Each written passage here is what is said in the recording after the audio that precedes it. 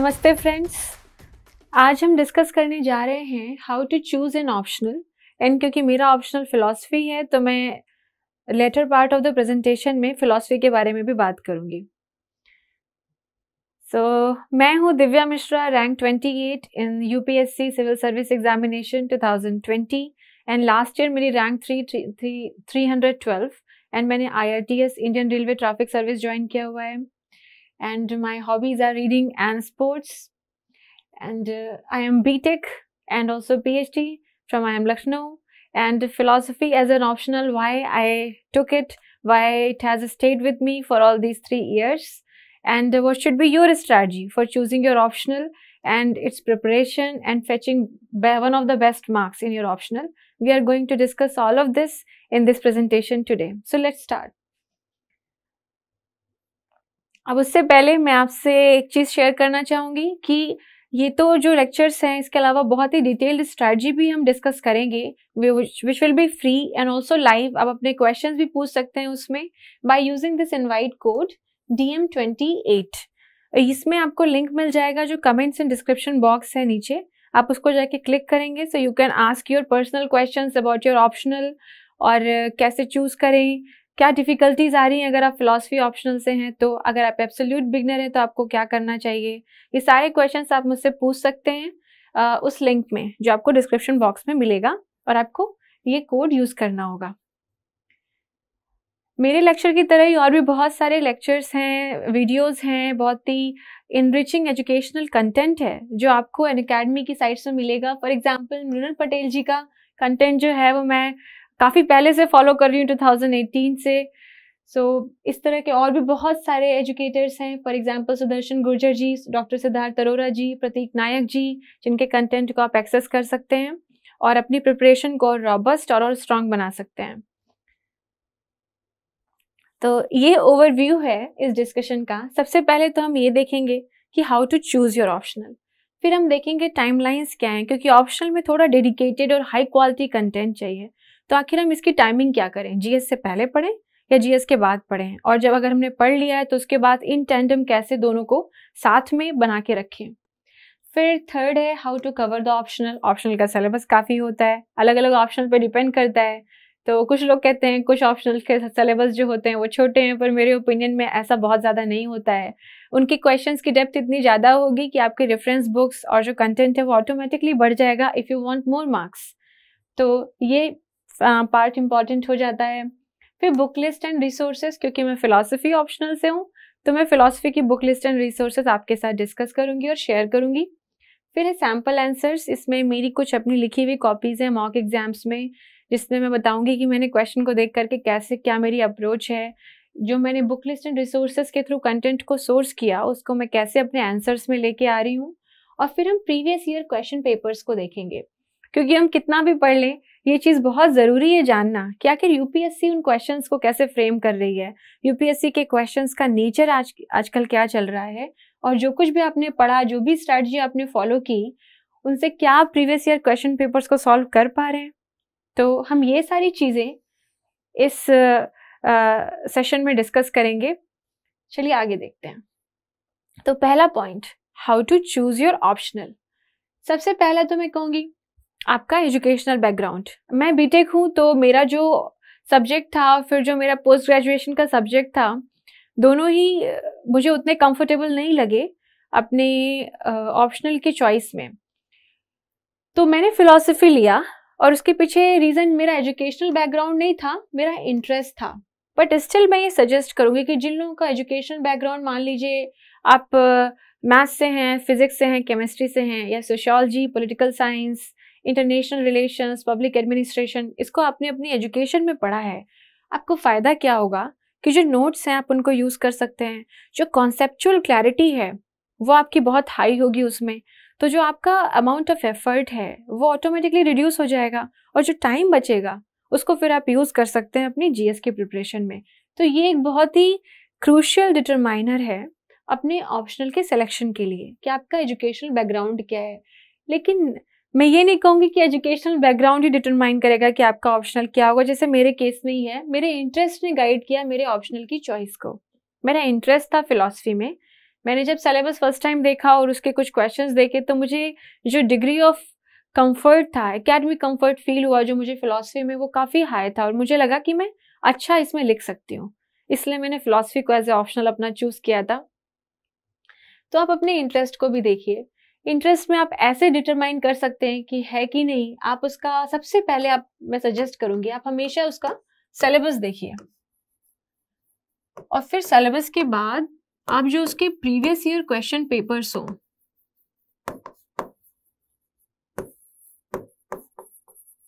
आप उनको देखिए, और फिर आप अपने जो आंसर्स हैं, अपने जो थॉट प्रोसेस आ रहे हैं उनका आकलन कीजिए। आप देखिए कि जो क्या आप समझ पा रहे हैं उन क्वेश्चंस को, और क्या आप सिलेबस को देख के आपको कॉन्फिडेंस फील हो रहा है। तो ओवरऑल आप इंटरेस्ट के साथ ये दोनों फैक्टर देखेंगे। फिर थर्ड हो गया डिलीवरेबिलिटी। देखिए आपका एजुकेशनल बैकग्राउंड है या फिर आपको इंटरेस्ट है, क्या फ़ायदा अगर आपके मार्क्स नहीं आ रहे हैं। अल्टीमेटली मार्क्स पे बहुत कुछ डिपेंड करता है, मेरिट उसी के हिसाब से बनेगी। ऑप्शनल में कई बार 200 प्लस आते हैं, सो उससे कई बार 250 प्लस आते हैं, और फिर कई बार 300 प्लस आ जाते हैं। और हमारा जो let me change the colour of the pen for clarity. So हम जो जनरली चाहते हैं अपने ऑप्शन में वो क्या होता है 300 प्लस, और अगर इससे भी ज्यादा प्लस प्लस चला जाए तो बहुत ही अच्छा। इससे हेल्प क्या मिलेगी कि मान लीजिए आपका जीएस में थोड़ा स्कोर जितना चाहिए उससे कम है, तो ऑप्शनल आपको हेल्प कर देगा। ऑप्शनल का सिलेबस भी जीएस की तरह बहुत डायनेमिक नहीं होता है। A lot of its portion for example ranging from optional to optional 50 to 70% static रहता है एंड रेस्ट डायनेमिक रहता है। एक डिफाइंड सिलेबस है, तो अगर आप उसको अच्छे से प्रिपेयर कर लेंगे तो जीएस की का जो हार्ड वर्क है वो प्रोपोर्शनेटली कम हो जाएगा। इसलिए बहुत ज़रूरी है जानना कि आप आंसर्स कैसे लिख रहे हैं उसके। आप जो मॉक पेपर दे रहे हैं अपने उस ऑप्शनल सब्जेक्ट के, उसमें आपके मार्क्स कैसे आ रहे हैं। तो डिलीवरेबिलिटी कोशेंट का पता होना भी बहुत ज़रूरी है। मान लीजिए कोई है स्टूडेंट XYZ, उनको इंटरेस्ट फिजिक्स में भी है या फिर केमिस्ट्री में भी है, ऐसे कह लीजिए, और फिलॉसफी में भी है। अब अगर आप इस तरह की चॉइस में हैं कि ऐसे आपके पास डाइकोटोमस चॉइसेस हैं, तो फिर आप ये देखिए कि आप प्रीवियस ईयर क्वेश्चन देखिए, आप उनके आंसर्स लिखिए, और फिर आप देखिए कि किस में आप जो लिख रहे हैं उसके मार्क्स बेटर आ रहे हैं। जिसमें मार्क्स बेटर होंगे आप उस ऑप्शनल को चूज करिएगा। फिर आ गया टाइम फिटनेस। अब अगर आप एब्सोल्यूट बिगनर हैं तो आप सबसे पहले तो जीएस की प्रिपरेशन के साथ स्टार्ट करेंगे, फिर आपको ऑप्शनल भी तैयार करना होगा। तो जनरली जैसे मैंने किया था कि पहले जीएस स्टार्ट हुआ, फिर प्रीलिम्स से कुछ टाइम पहले मैंने अपना ऑप्शनल प्रिपेयर किया। ऑप्शनल में मुझे टाइम लगा था करीब 3 से 4 महीने, 3 to 4 months। तो ये डिपेंड करेगा आपका ऑप्शनल क्या है और आपके टाइम के साथ उसकी सूटेबिलिटी क्या है, आपका कौन सा। अगर आपने जस्ट अभी प्रिपरेशन स्टार्ट की है, मान लीजिए अभी 2021 का अटेम्प्ट चल रहा है और 22 में आप प्रीलिम्स देने वाले हैं, तो आपके पास कितना टाइम है। तो ये भी बहुत ज़रूरी है कि आप टाइम के हिसाब से देखें। मान लीजिए आपने अपनी जीएस की जो प्रिपरेशन है वो कर ली पहले 6 से 9 महीने के बीच में, तो फिर आप नेक्स्ट टाइम लगा दीजिए अपने ऑप्शनल की प्रिपरेशन में, और थोड़ा इस समय आप अपने जीएस का जो प्रेशर रहता है उस समय उसको थोड़ा सा कम रखिए, आप अपने ऑप्शनल पे ज़्यादा ध्यान दीजिए ताकि ऑप्शनल एटलीस्ट इंटायरिटी में कवर हो जाए। और ये आराम से किया जा सकता है, इसमें कोई प्रॉब्लम नहीं आएगी, क्योंकि जीएस जब कवर हो जाएगा तो ये आपको एक कॉन्फिडेंस देगा, एक पॉजिटिविटी देगा। और फिर जब आप ऑप्शनल शुरू करेंगे तो अल्टीमेटली पूरा आपकी जो प्रिपरेशन है वो कंप्लीट हो जाएगी। अब इसके बाद लास्ट पॉइंट है जो मैं एम्फेसाइज करती हूँ, वो ये है ability to leverage the optional knowledge in other subjects. अब देखिए ये ज़रूरी क्यों है, मैं फिलॉसफी ऑप्शनल से आपको समझाती हूँ कि ऐसा क्यों होता है।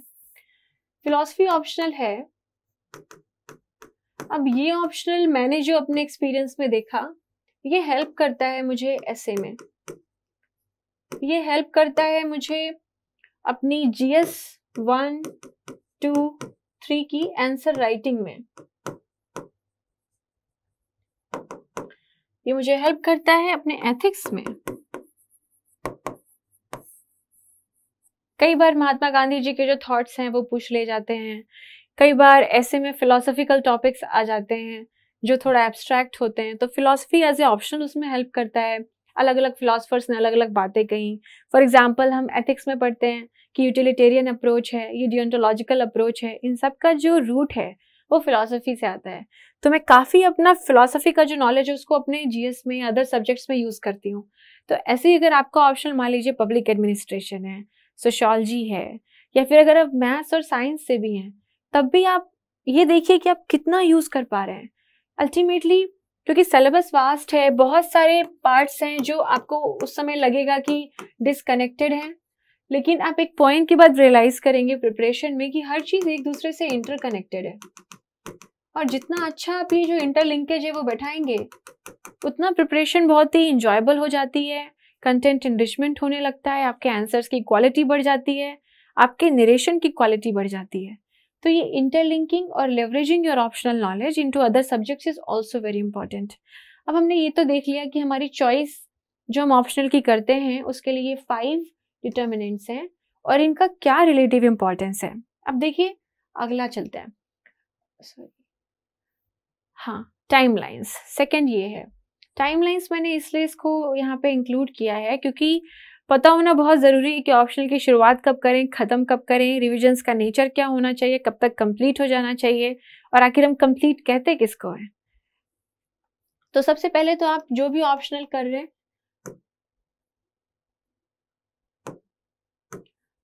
उसका फाउंडेशन आप कुछ करेंगे। आप अपनी सेल्फ स्टडी में भी कर सकते हैं या फिर आप कोई इंस्टीट्यूशनल असिस्टेंस भी ले सकते हैं।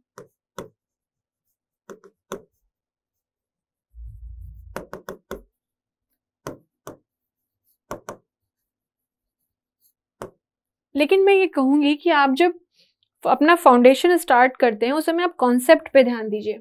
इस स्टेज पे कॉन्सेप्ट जो होता है वो आपका सबसे इंपॉर्टेंट होना चाहिए, कॉन्सेप्ट बिल्डिंग।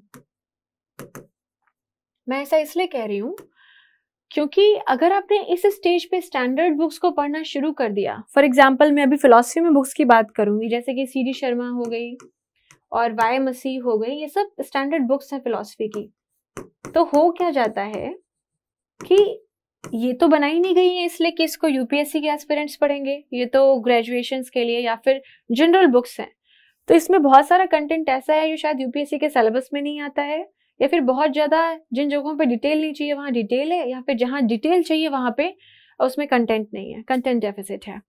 तो इसलिए आप इस स्टेज पे स्टैंडर्ड बुक्स को मत रेफर करें, आप अपने कॉन्सेप्ट पे ध्यान दें। अब कॉन्सेप्ट क्या होता है, मैं फिलॉसफी का अगेन एग्जाम्पल लेती हूँ। अब देखिए जैसे प्लेटो ने बात की आइडियाज़ की, एरिस्टोटल ने बात किया principle of actuality and potentiality का। आइडिया अगेन देन एम्पिरिसिस्ट स्कूल में आता है जहाँ पे लोक, ह्यूम और बर्कले इन लोगों ने बात की है। और रीज़न का क्या रोल है, ड्यूअलिज्म क्या होता है, माइंड मैटर में क्या डिफरेंसेस हैं, एग्जिस्टेंस एंड एसेंशियलिस्ट, ये सारी चीज़ें जो हैं ये कॉन्सेप्ट हैं। तो आप अपने कॉन्सेप्ट को बहुत स्ट्रॉन्ग करिए अपने फाउंडेशन के स्टेज पे। जब आपको लगे कि आपने एक आइडिया आपको आ गया है उस ऑप्शनल सब्जेक्ट का, तब फिर आप अपनी स्टैंडर्ड बुक्स पे आइए। जो भी ये आपके जो भी आपका ऑप्शनल है उसमें सब में स्टैंडर्ड बुक्स आप गूगल पे टाइप करेंगे आपको मिल जाएंगी। तो आप उन स्टैंडर्ड बुक्स को पढ़ना स्टार्ट करिए। उसके बाद आप क्या करिए कि फर्स्ट टाइम आप मैं इसको थोड़ा अच्छे से बताने की कोशिश करती हूँ। हाँ, देखिए आपने अपना सबसे पहले कॉन्सेप्ट पे ध्यान दिया। ये फ्लो चार्ट देखिए ऐसे जाना चाहिए मेरी अंडरस्टैंडिंग में। फिर आपने जो बेसिक बुक्स हैं स्टैंडर्ड बुक्स आप उन पे गए। जब आपने स्टैंडर्ड बुक्स को किया तो ये आपकी रही फर्स्ट रीडिंग। अब देखिए जब आप फर्स्ट रीडिंग करेंगे तो आपको बहुत समझ में नहीं आने वाला है, एक वेग फैमिलियरिटी आएगी। तो आप इस स्टेज में वेग फैमिलियरिटी पे आते हैं।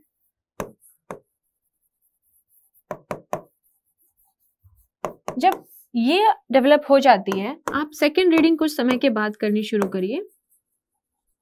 अब इस स्टेज तक जब आपने इतना कर लिया होगा तो अब काफी टाइम तक इसका मतलब उस ऑप्शनल के साथ होंगे। कॉन्सेप्ट हो गए, बुक्स हो गई, 2 बार आपने पढ़ लिया।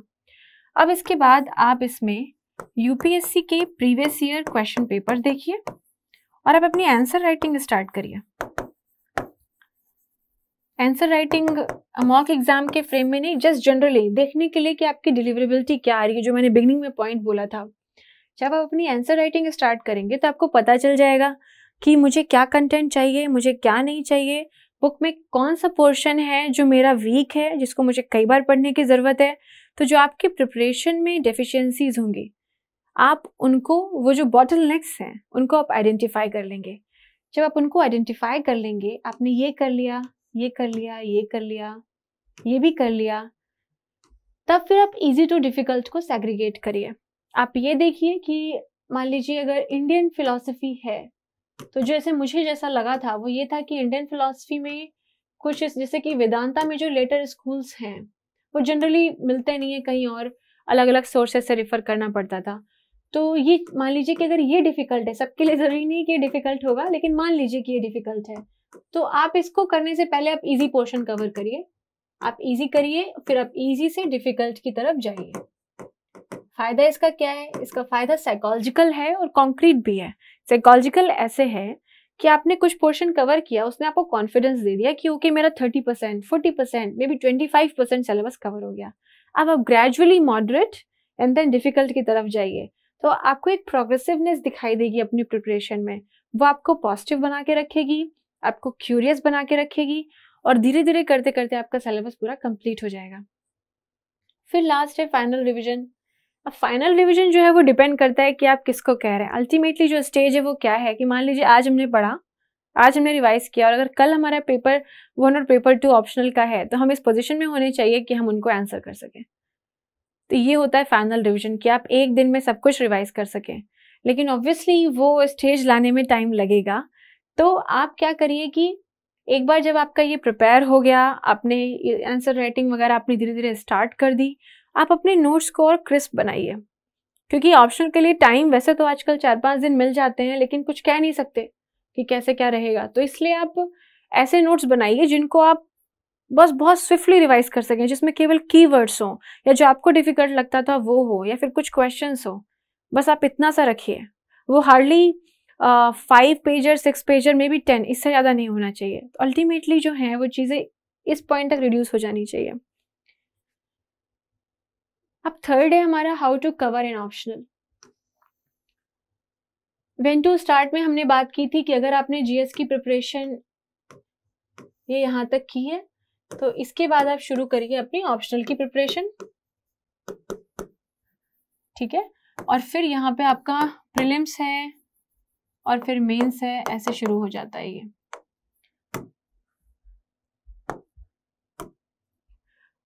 और अदरवाइज अगर आपको लगता है कि एजुकेशनल बैकग्राउंड है, इंटरेस्ट है, और आप अपने ऑप्शनल को सिक्योर करना चाहते हैं, तो एक तरीका ये भी है कि आप अपने ऑप्शनल को कर लीजिए। और फिर आपने कुछ अपना ऑप्शनल किया, जब आपकी कॉन्सेप्ट बिल्डिंग स्टेज क्लियर हो गई, तो आप ओवरलैप करते हुए इसी के साथ आप जीएस स्टार्ट कर दीजिए। और उसके बाद दोनों ही साथ में ही ऑलमोस्ट चलेंगे। पॉइंट के बाद ये भी चलेगा और जीएस भी चलेगा, एक ये भी स्ट्रैटेजी है। दोनों आप अपना सकते हैं, दोनों में कोई प्रॉब्लम नहीं है, आपके ऊपर आपकी चॉइस पर डिपेंड करेगा। फिर दूसरा है अप्रोच क्या होनी चाहिए ऑप्शनल की। ऑप्शनल में अप्रोच, क्योंकि थोड़ा सा नॉलेज जो है वो थोड़ा सा उसमें डेप्थ होनी चाहिए, और उसमें एक होलसमनेस और कॉम्प्रिहेंसिवनेस होनी चाहिए उस टॉपिक की। तो कॉन्सेप्चुअल क्लैरिटी बहुत ज़रूरी है, जो यहाँ पे मैं बात कह रही हूँ कि आप कॉन्सेप्ट मिस नहीं कर सकते। और ऐसा मैं इसलिए कह रही हूँ क्योंकि आजकल जो क्वेश्चन पेपर है, क्या हो रहा है, बहुत एप्लीकेशन ओरिएंटेड है। और आपने ध्यान दिया होगा, आप किसी चीज को एप्लीकेशन में ला ही तभी पाएंगे जब आपका कॉन्सेप्ट क्लियर होगा। ये यूनिडायरेक्शनल है, कॉन्सेप्ट से एप्लीकेशन पे हम जाते हैं। जब एप्लीकेशन हम कई बार करने लगते हैं तब ये बाई डायरेक्शनल हो जाता है, और हमारे एप्लीकेशन ही हमारे कॉन्सेप्ट को और स्ट्रॉन्ग करती जाती है, कॉन्ट्राडिक्शंस को एक्सप्लेन करती है। और इसी में आप फिर जब रिविजन्स करेंगे तो फर्दर ये चीज जो है ये बूस्ट करेगी, आपका ये जो अंडरस्टैंडिंग है ये और क्लियर होता जाएगा। इम्प्लीमेंटेशन आप आंसर राइटिंग के थ्रू करेंगे, आप आइडेंटिफाई करेंगे कि हमको कौन से चैलेंजिंग एरियाज देखने पड़ रहे हैं अपने ऑप्शनल के आंसर राइटिंग में। क्या हमारे लिए फॉर एग्जांपल फिलॉसफी में लिंग्विस्टिक फिलोसफर्स डिफिकल्ट हो रहे हैं, या फिर हमारे लिए जो है कैंट का ओवरऑल जो है वो डिफिकल्ट हो रहा है, या फिलॉसफी ऑफ रिलीजन में इशू आ रहा है। इस तरह से अपने अपने ऑप्शनल में हम आइडेंटिफाई कर लेंगे। फिर interlinking GS and essay with the optional. ये क्या करता है, जो इंटरलिंकिंग है, ये आपको बहुत सारा कंटेंट इनरिचमेंट प्रोवाइड करता है। आपको जो कंटेंट शायद बाकी जगहों में न्यूज़पेपर में काफ़ी एफर्ट के बाद फिर मिलेगा, वो आपको डायरेक्टली ऑप्शनल से मिल जाता है। आप उसका डेटा, फैक्ट्स, कॉन्सेप्ट्स, आइडियाज़ अगर ग्रेजुअली यूज़ करना शुरू करेंगे, उससे आपकी ओवरऑल प्रिपरेशन को बहुत ही पॉजिटिव बूस्ट मिलेगा। तो ये सारी चीज़ें हैं, आप ऐसे इसको कवर कर सकते हैं: timeline, approach, concept, revisions, answer writing and interlinking. अब इसको देखने के बाद देखते हैं कि चलिए, अब ये तो जनरल ऑप्शनल की बात थी, थोड़ा सा फिलॉसफी ऑप्शन में पर्टिकुलर में बात करना चाहूँगी। मैंने रिलेवेंस के हिसाब से लिस्टिंग की है। देखिए, पेपर 1 में इंडियन फिलॉसफी होती है और पेपर 1 में, 1 second, let me change the pen, yes, so and western philosophy होती है। इंडियन फिलॉसफी में जो बुक मुझे बहुत पसंद आई वो थी critical survey of Indian philosophy by CD Sharma. इस बुक में वेदांत स्कूल, सारे उसके स्कूल्स ऑफ थॉट हैं। इसके अलावा जितना बेसिक सिलेबस है वो सब है। दत्तायन चटर्जी में भी आपको काफ़ी अच्छा कंटेंट मिलेगा, लेकिन रेलेवेंस वाइज मैंने लिस्टिंग की है, तो मैं कहूँगी आप पहले CD शर्मा को कवर कीजिए, फिर आप सेकेंड में इसको करिए। फिर थर्ड है वेस्टर्न फिलॉसफी। इसमें मैंने वाई मसी जो थी इसको अपनी रेफरेंस बुक बनाया, तो आप भी ऐसे जा सकते हैं। और सेकेंड में फ्रैंक थिली की है। फिर आता है पेपर 2, इसमें है सोशल एंड पॉलिटिकल फिलॉसफी। इसमें ओपी गौबा मुझे लगा कि काफ़ी हद तक क्लियर कर लेती है हमें इसमें क्या पढ़ना है। इसके अलावा देखिए, सोशो पॉलिटिकल में बहुत सारे आपको ओवरलैप्स मिलते हैं अपने GS के सिलेबस के साथ। आपको इन ओवरलैप्स को समझना है। मैं एक एग्जाम्पल के साथ आपको बताती हूँ। जैसे कि आप देखते हैं सेक्युलरिज्म आता है, ठीक है। सेक्युलरिज्म के अलावा मल्टीकल्चरलिज्म आता है, ह्यूमनिज्म आता है, डेमोक्रेसी आता है, जस्टिस आता है। ये सब जो है, अब ये आपको GS के लिए वैसे भी देखने पड़ते हैं। आप GS के लिए इसको पढ़ते हैं, आप अपने कई बार ऐसे डायरेक्टली आ जाते हैं। इनफैक्ट इस बार जो क्वालिफाइंग पेपर था उसमें पूरा एक ऐसे था जो जुडिशरी पे था। मल्टीकल्चरलिज्म GS1 में आता ही है, सेक्युलरिज्म GS1 में आ जाता है, कई बार एथिक्स में पूछ सकते हैं, एंड ह्यूमनिज्म सब प्रिवेलेंट थीम एंड ह्यूमैनिटेरियनिज्म, ये सारी चीज़ें हैं। तो आप सोशियो पॉलिटिकल फिलॉसफी में इस डायनामिक्स को समझिए। ओपी गौबा जो है इसको आप एज ए बेसिक बुक रखिए, और इसके अलावा आप GS से भी ओवरलैप्स देखिए। लेकिन जब आप आंसर राइटिंग करेंगे तो इस चीज़ का ध्यान रखिएगा कि आंसर्स में जो ओरिएंटेशन हो आंसर का वो फिलॉसफी का हो, वो GS ओरिएंटेशन ना हो जाए, क्योंकि ultimately it's an optional paper. फिर है फिलॉसफी ऑफ रिलीजन। मुझे इसमें वाई मसीह जी की बुक अच्छी लगी थी और जॉन हिक की भी अच्छी है, लेकिन वाई मसीह की मुझे काफ़ी हद तक रेलिवेंट लगी अपने सिलेबस से। तो ये basic book list and resources हैं। इसके अलावा आप न्यूज़ आर्टिकल्स देख सकते हैं, आप रिसर्च जर्नल्स देख सकते हैं। जैसे एक जर्नल है, उसमें अगर आप फिलॉसफी ऑफ रिलीजन में कुछ डिफिकल्ट टर्म्स है उनको डालेंगे तो आपको ईजिली कंटेंट मिल जाएगा। बहुत इनरिचिंग कंटेंट होता है, जैसे इंक्लूसिविज्म, एक्सक्लूसिविज्म, ये सारी चीज़ें हैं। सर्वधर्म संभाव, सर्वधर्म समन्वय, इस तरह के कुछ जो डिफिकल्ट टर्म होते हैं आपको नहीं मिलते हैं, तो आप रिसर्च जर्नल्स को रेफर करिएगा। फिर है स्टैनफोर्ड इंसाइक्लोपीडिया ऑफ फिलॉसफी। इसमें भी बहुत रिच कंटेंट है, कई बार जितना चाहिए उससे थोड़ा सा ज़्यादा रहता है, लेकिन एक बार आप थोड़ा सा अपने आप को यूज टू कर लेंगे इसको देखने के, तो आप उसको पिक करने में क्विक हो जाएंगे कि हमें कौन सा चाहिए कौन सा नहीं चाहिए। फिर है internet encyclopedia of philosophy, it is also a very good source. And then Wikipedia में थोड़ा सा क्या हो जाता है, आपको सिस्टमैटिक फॉर्म में काफ़ी रेलिवेंट इन्फॉर्मेशन एक जगह पे मिल जाती है। तो एज ए स्टूडेंट काफ़ी जो टाइम लगता है बाकी अलग अलग डाइवर्सिफाइड सोर्सेज से नॉलेज को लेके आने का, वो थोड़ा कम हो जाता है। चलिए, ये तो हो गए book list and resources philosophy के। अब आगे है कुछ सैम्पल आंसर्स। इसमें मैंने क्या किया है, अपने कुछ सैम्पल आंसर्स लगाए हुए हैं बट आपसे शेयर करने के लिए कि मैं किसी क्वेश्चन को लेकर के क्या अप्रोच रखती थी। तो जैसे कि ये पहला क्वेश्चन है, Locke has put the objective world beyond our reach on the other side of the veil of perception. अब मैंने इंट्रोड्यूस कैसे किया, मैंने लॉक को इंट्रोड्यूस किया कि lock is the father of empiricism in western philosophy who refuted the theory of इनेट ideas. इनेट ideas की theory कहाँ से आई थी? इनेट आइडियाज हमें रैशनलिज्म से मिलती है, और उन्होंने थ्योरी क्या दी थी? Tabula rasa, that mind is a clean slate, जो हमारे एक्सपीरियंसेस होते हैं वो इन्फॉर्म करते हैं हमारे आइडियाज को, वर्ल्ड की अंडरस्टैंडिंग को। तो यहाँ से मैंने इंट्रोड्यूस कर दिया कि इनका कंट्रीब्यूशन क्या है। फिर क्वेश्चन था, Locke has put the objective world beyond our reach. तो ऐसा क्यों है? क्योंकि उन्होंने theory of inferability of ideas दिया था कि आइडियाज डायरेक्टली परसीव नहीं कर सकते, उनकी एक कॉपी है जो हमारे माइंड में पैसिवली बनती है और उससे हम एक्सेस करते हैं मटेरियल वर्ल्ड को। फिर on the other side of the veil of perception, आखिर इस सेंटेंस का मतलब क्या है? तो फिर मैंने इस पार्ट को ऐसे एड्रेस किया है कि we get the copy of objects in our mind through which we infer the material world. And इसकी वजह से क्या हुआ, जो सीड्स ऑफ स्केप्टिसिज्म है, ऐसा कहा जाता है कि हमें यहाँ से मिलते हैं, जो कल्मिनेट कहाँ पे होते हैं? फाइनली ह्यूम में जाकर के। और फिर यहाँ पे हमने लिखा कि वो कहते हैं कि I know not what and suppose support of qualities, ये सब चीजें बताती है कि बियॉन्ड आवर रीच जो बात है ये इसको जस्टिफाई करता है। बेसिकली इस पार्ट में मैंने जो ये सेंटेंस क्वेश्चन का ही है इसी को बस जस्टिफाई किया है। फिर मैंने अपने कमेंट्स कुछ लिखे हैं, क्योंकि कमेंट का यहाँ पे ऑप्शन था, डायरेक्टिव वर्ड था क्वेश्चन में कि कमेंट आप करिए। तो लोकेस assessment of primary and secondary qualities give knowledge about the objective world subjectively, कि ऑब्जेक्टिव वर्ल्ड जो है जहाँ चीजें जैसी हैं वैसे ही हैं, पर हमें नॉलेज कैसे मिलता है? उनकी कॉपीज के थ्रू, जो हमारा माइंड बनाता है पैसिवली। सब्जेक्टिवली, क्योंकि the moment different people start interpreting the objective world in their own way, at that precise moment subjectivity starts occurring in। ठीक है, फिर एक एग्जाम्पल के थ्रू मैंने एक्सप्लेन किया है यहाँ पे कि we do not see the apple directly. ये एग्जाम्पल जो है वो आपको स्टैंडर्ड एग्जाम्पल है इन फिलोसफर का कि एप्पल को हम डायरेक्टली नहीं देखते, बट वी इन्फर इट, हम इन्फर करते हैं it through the softness, sweetness and the redness qualities. ये सारी जो उसकी फिजिकल क्वालिटीज हैं। तो ये इस तरह से एग्जाम्पल से जस्टिफाई कर दिया पूरी चीज को। फिर एक्सटेंशन ऑफ दिस थॉट, अब ये क्वेश्चन में पूछा नहीं गया है, but still I am trying to take it to some one higher level, कि इस थॉट का एक्सटेंशन क्या है? बर्कले इनके बाद के अगले उस क्रोनोलॉजी में फिलोसोफर है एम्पिरिसिस्ट स्कूल ऑफ थॉट के, जिन्होंने कहा esse est percipi, that to be is to be perceived, कि कोई चीज एग्जिस्ट तब करेगी जब हम उसको परसीव कर पाएंगे। तो उन्होंने प्राइमरी क्वालिटीज को डिस्कार्ड किया, मटेरियलिज्म को डिस्कार्ड किया, ये सब हम बता सकते हैं कि इसके बाद आगे कैसे प्रोसेस हुआ।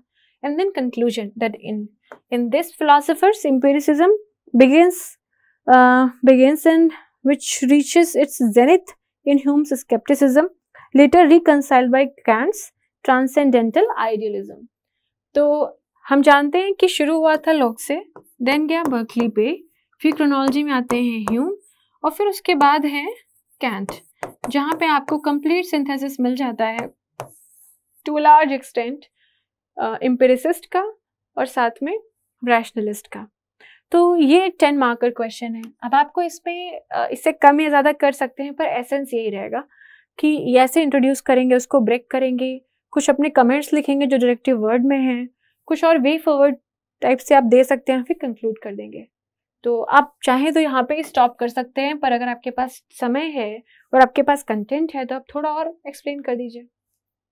तो ये हो गया एक क्वेश्चन 10 मार्कर का।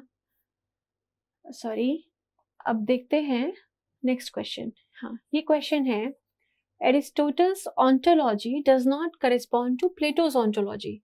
ये एक स्टेटमेंट है, इस बार काफी क्वेश्चंस आए थे जो स्टेटमेंट थे।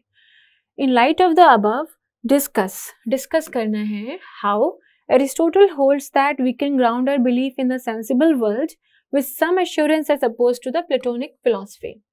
अब सबसे पहले तो ontology इसमें आया है, तो हम एक्सप्लेन कर सकते हैं, there are various ways of introducing this, कि हम बता सकते हैं कि Plato was the master of Aristotle and दोनों के बीच में क्या differences थे, कैसे reconcile हुए हैं, या फिर हम ऐसे भी कह सकते हैं कि ontology is the study of ontos, that is essence, and Aristotle and Plato differ in terms of their respective importance to the being and becoming, कि जो एरिस्टोटल थे वो जो डायनेमिज्म था, जो बिकमिंग था, उसमें ज़्यादा इंटरेस्टेड थे, but Plato were more interested in being the idea and the ideas and forms. तो ऐसे इंट्रोड्यूस कर दिया। अब Aristotle's ontology does not correspond to the Plato's ontology, क्योंकि ये क्वेश्चन में दिया था।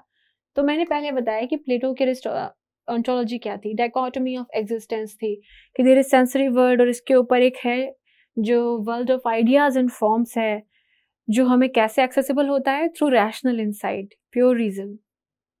आइडियाज आर ट्रांसेंडेंटल एंटिटीज, जो कि एक सम अदर वर्ल्ड में रहते हैं। और जैसे कि काउ एंड काउनेस का एग्जाम्पल बहुत फेमस है कि काउ जो है वो परसेप्चुअल वर्ल्ड में है, बट जो काउनेस है, जो आइडिया है, जो यूनिवर्सल है, वो एक द वर्ल्ड ऑफ आइडियाज में, एक ट्रांसेंडेंटल वर्ल्ड में रहता है। फिर केव एलिगरी दी जाती है, पार्टिसिपेटिव थ्योरी कही जाती है। ये सारे वेज है जिसमें प्लेटो की ऑन्टोलॉजी के बारे में पता चलता है। फिर Aristotle's ontologies departs from it. अब इसमें मैंने बताया कि कैसे डिफरेंट है एरिस्टोटल की ऑन्टोलॉजी, क्योंकि यही क्वेश्चन में भी है। तो Aristotle has denied the essences can exist apart from the particulars. उनका कहना है कि पर्टिकुलर्स जो हैं उन्हीं में एसेंस भी रहेगी, अलग नहीं होती है। और he was more interested in the problem of becoming and the teleological explanation of the form and matter. फिर है एरिस्टोटल ने we can ground our belief in the sensible world with some assurance. तो इसको कैसे है, प्लेटो ने theory of divided line कही थी और कहा था कि परसेप्चुअल वर्ल्ड है और ट्रांसेंडेंटल वर्ल्ड है।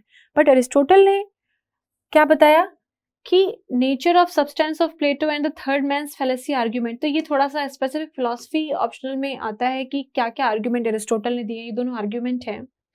फिर जो मोर रिलेटेबल है उस पर मैं आती हूँ कि he gave theory of form and matter, that what becomes is matter, ये मैटर है और इसको जाना है फॉर्म में। तो बेसिकली पिरामिडिकल फॉर्म है, यहाँ से यहाँ तक है।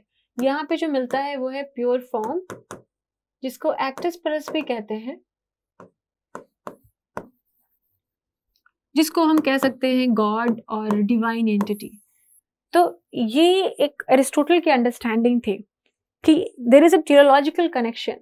पर प्लेटो का कहना था कि जो आइडियाज हैं वो यहाँ पे हैं और जो पर्टिकुलर्स हैं वो एक अलग वर्ल्ड में हैं, और आइडियाज बस मैनिफेस्ट होते हैं पर्टिकुलर वर्ल्ड में।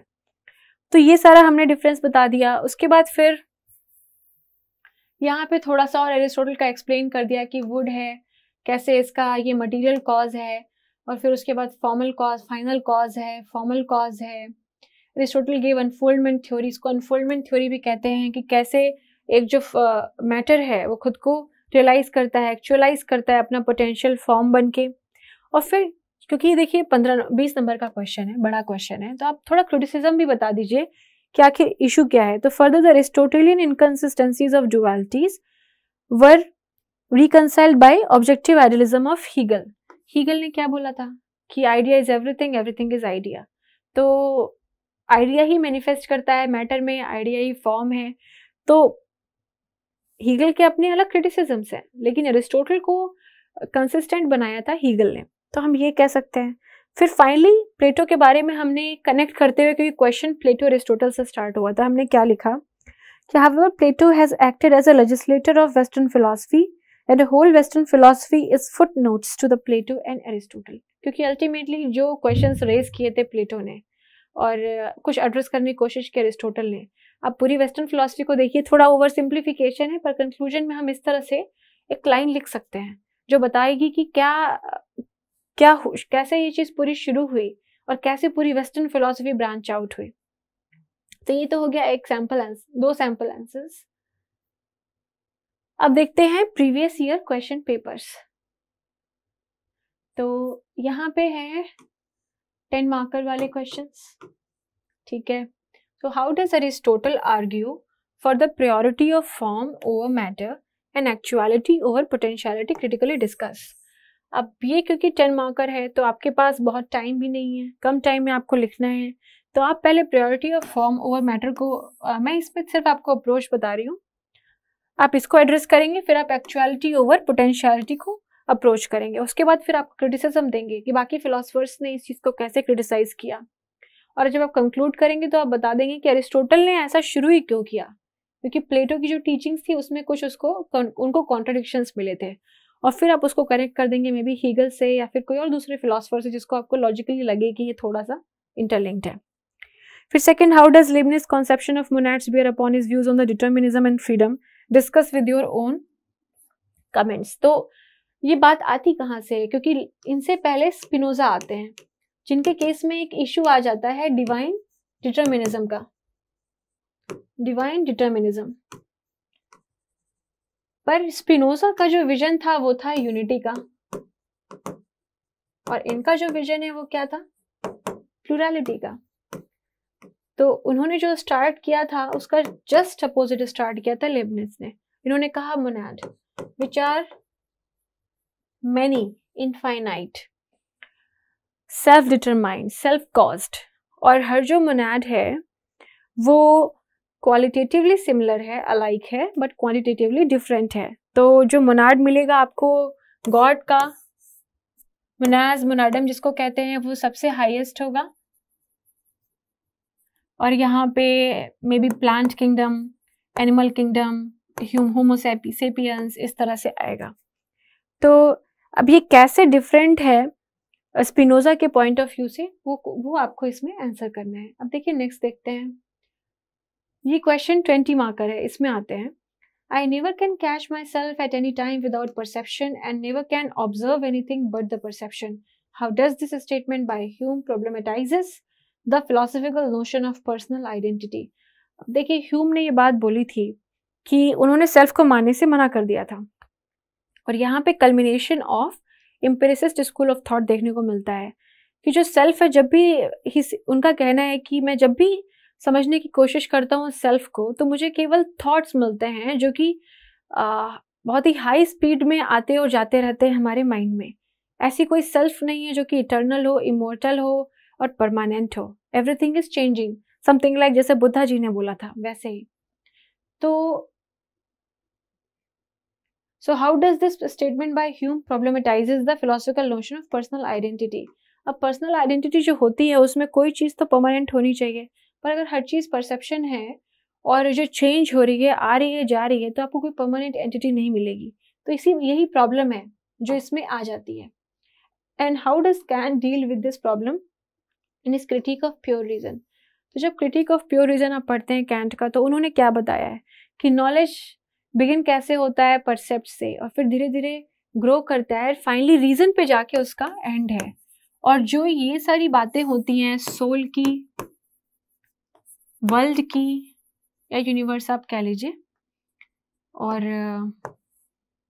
गॉड की, ये सब रीजन के बियॉन्ड हैं। इसको वो ट्रांसेंडेंटल इल्यूजन्स कहते हैं।